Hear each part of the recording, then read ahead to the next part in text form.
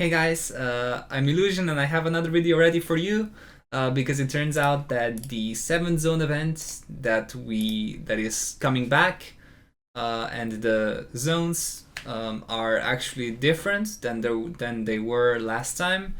And what's changing is the fact that before we had multiple enemies, we had 4 enemies on each of the zones, but this time it's actually just one enemy with more HP, which means that we either shift the attacks we're using to single target attacks, or we just use units that are focused on dealing with just one enemy, which means that the teams are also going to be changing.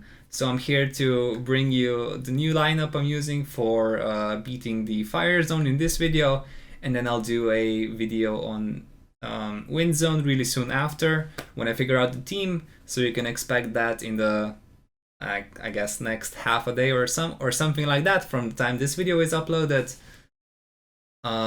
So as for the fire zone, like it was the last time it was around, it's also weak to water attacks this time.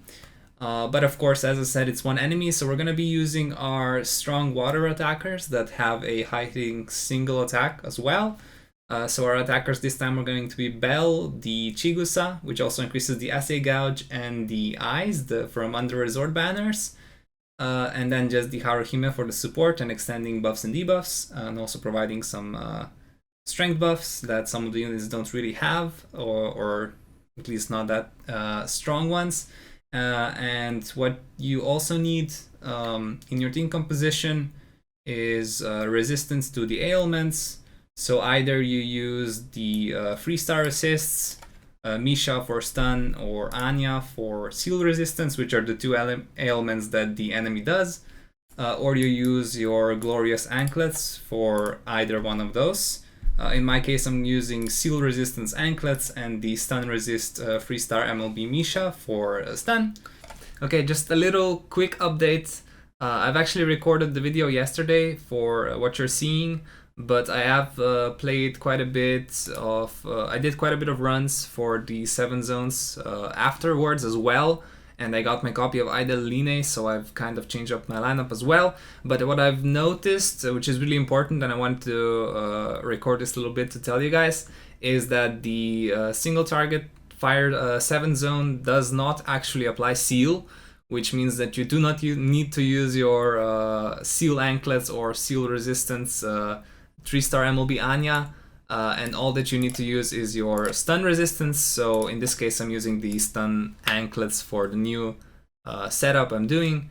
As for everything else that I said in the video, it obviously still applies, and I won't go ahead and record another whole run just because of that. But I did want to let you guys know, so cue the video.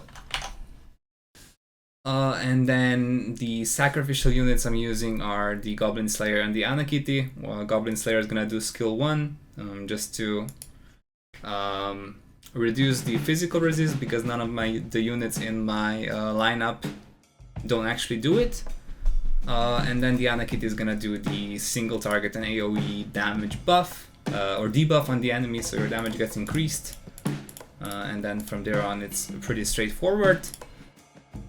The attacks are kind of similar, and the things that the monsters do, they're still doing like random debuffs on your units, they're still doing self-strength buffs, but I feel like it's actually more important to remove those buffs on the enemy this time, because otherwise you're going to get hit pretty hard, and obviously you don't want to get hit pretty hard, because that would usually mean you end up dying, right? But if your lineup already has something like a physical resist debuff, which I had to use the Goblin Slayer sacrifice for in this case, a great example would be for a water team the Winter Tsubaki, which has a physical resist and a water resist debuff. I would suggest using that, and then the Bell is also a great unit because his skill 2 removes the strength and magic debuffs, which if you want to deal with the enemy, you at least on the higher difficulties, you might need to clear, especially if your units aren't fully MLB along with their assists. So that's something I suggest you to do as well.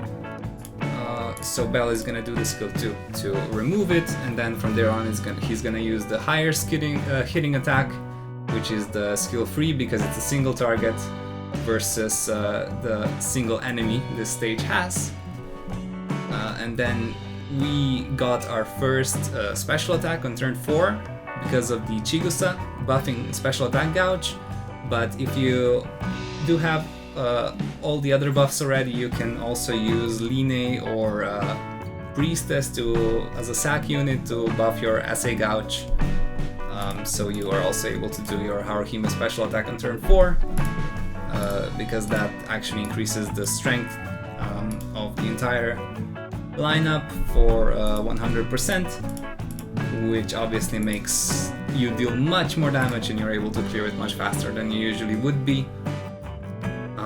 Also, I should be it's kind of hard to play as I'm trying to explain everything because I don't want to forget anything, so I'm trying my best to make the video, I guess, not too long as well, because I know that it can be decently hard to watch when it's like 15 minutes or so. So I guess I'm gonna try to get through it as fast as possible in the future turns, while still saying the important things, I guess. Okay, so I gotta watch out to extend the buffs and debuffs with Haruhime so I don't lose any. So I'm using her skill 3 pretty much every second turn, which makes me not lose it. And then another thing the enemy does is debuff your units. So if you could also remove those debuffs from yourself by using something like the Winter Haruhime, which I've also done in the lineups I've used in the past on the 7th zone. She's also a great unit to have if you have 2 damage dealers that can deal enough damage by themselves. You can use the Red Dress Haruhime and the Winter Haruhime, so you pretty much have everything you need there. And then, as I said, he does the Strength and Magic debuff, which I am going to remove again on this turn with the bell. I think he just applied it at the end of the last turn, so we're gonna remove it straight away. And that's going to reduce the damage we take, which also obviously doesn't make you die, and it also affects the score at the end. I think you get higher score depending on how little damage you take, so it's definitely a thing to also keep in mind. I'm changing to Chigusa skill 2 here because she removes the status debuffs from her with it. So we're gonna just remove the strength debuff we got. Also, if you're if you're unable to clear it because your units are getting debuffed way too often, just randomly, you can always reset the run and try again, because there is gonna be different RNG next time. Maybe your Haruhime will get debuffed more often, which is what you actually want, because she doesn't really deal damage. So if you can get the debuff on her randomly, that's beneficial usually. And that's pretty much it, I think.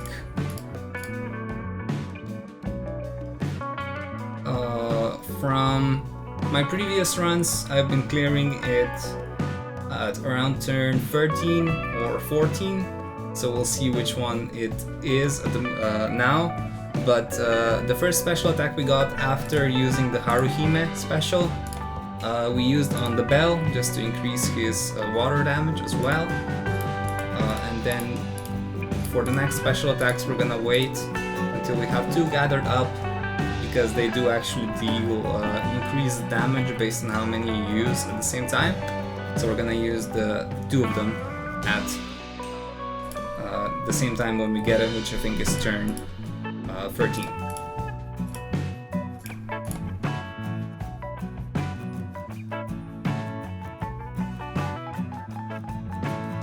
Okay.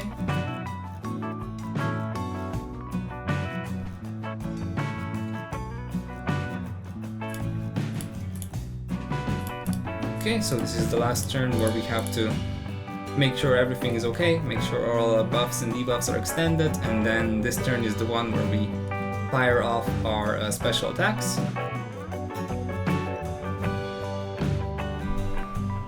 Okay.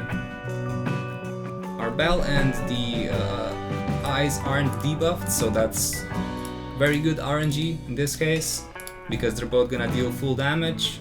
And as you can see, it did say 2 combo when I used the special attacks in the beginning. So what's gonna happen is that both of the special attacks, both the bell special attack and the eye special attack, are gonna get a 20% buff to the damage, because I'm using 2 skills. If I would, for example, be using 3 skills, they would be buffed by 40% instead, which could also be a viable strategy. I'm doing just 2 because I wanted to use one of the bell's special attack earlier on, just to increase the damage he does beforehand.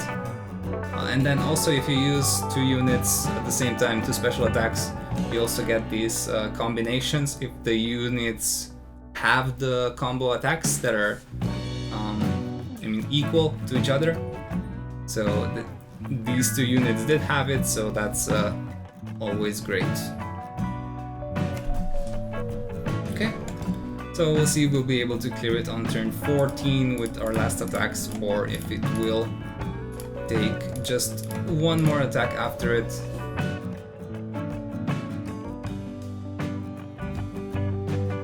It's pretty close. I think the counters should get him. Yep.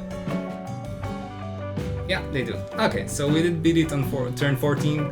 I think that with the best RNG I can clear it in turn 13, which would increase my score a little bit. But the important thing with 7th Zone is just being able to clear all the stages, because the materials for weapon and armor essential are what you want, compared to the score or high score, which only brings you higher valleys or crafting materials, which you can also farm from anywhere else in the game. So you should just be focusing on trying to clear it in the 20 turns you are given for it, and not dying while doing it. So that's pretty much my strategy. I hope you got some info that you can use, or strategy that you can use in your lineups. Obviously it's not gonna be the same as in my lineup, but you should be able to adapt your units, your lineup to your units, and hopefully clear it as well. And with that, I'm gonna end the video here. Thank you for watching. You can expect the video for the Wind Zone as well, and I will see you guys soon. Bye bye.